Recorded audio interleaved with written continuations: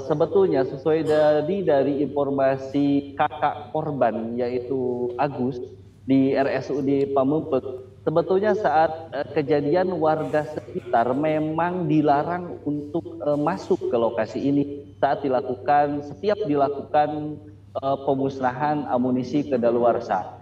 Namun seperti diketahui bahwa tadi sesuai hasil Kompas.com mewawancara dengan Agus kakak korban atas nama Rustiwan, bahwa mereka sebetulnya sudah 10 tahun bekerja atau membantu TNI AD dalam melakukan disposal amunisi yang sudah kadaluarsa ini, David Dita. Oke.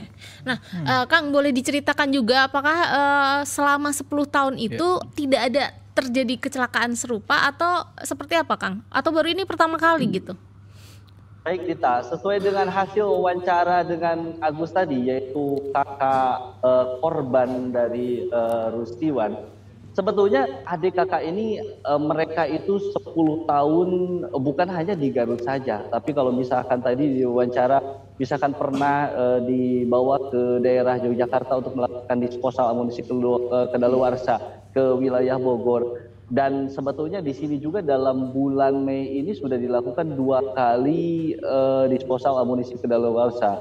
Cuman yaitu pada tanggal 6 Mei kemarin dan baru terjadi pada tanggal 12 Mei. Kebetulan Agus sendiri saat terjadi tragedi 12 Mei dia tidak ikut dengan adiknya karena ada urusan keluarga. Namun naas adiknya menjadi salah satu korban. Jadi intinya kejadian seperti ini baru kali pertama terjadi saat dilakukan disposal di Desa Sagara Cibalong kawasan Gunung Sacang Garut ini. Tapi Bang Irwan, disampaikan tadi Agus dan adiknya sudah 10 tahun ya membantu pihak TNI melakukan disposal atau pemusnahan amunisi begitu. Bagaimana bisa mereka direkrut untuk membantu TNI? Apakah mungkin ada kriteria tertentu kah? Atau mungkin ada pelatihan tertentu kah? Seperti itu. Dan berapa orang yang mungkin dari informasi yang kita dapat dari Bang Irwan soal jumlah warga yang biasanya membantu TNI untuk memusnahkan amunisi?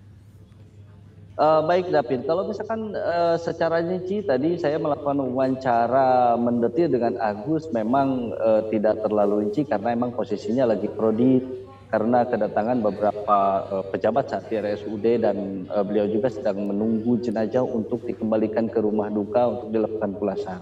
Tapi tadi bisa disimpulkan bahwa Agus dan almarhum Ristawan ini sebagai korban, mereka itu bisa dibilang sebagai ahli stok amunisi mortir.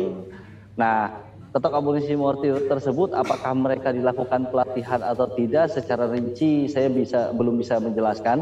Tapi dikutip dari tadi Agus bahwa saat melakukan atau ikut membantu TNI melakukan disposal amunisi kedaluarsa, mereka diberitahukan beberapa atau diberikan informasi beberapa tahapan-tahapan atau prosedur-prosedur sesuai dengan arahan petugas TNI Angkatan Darat.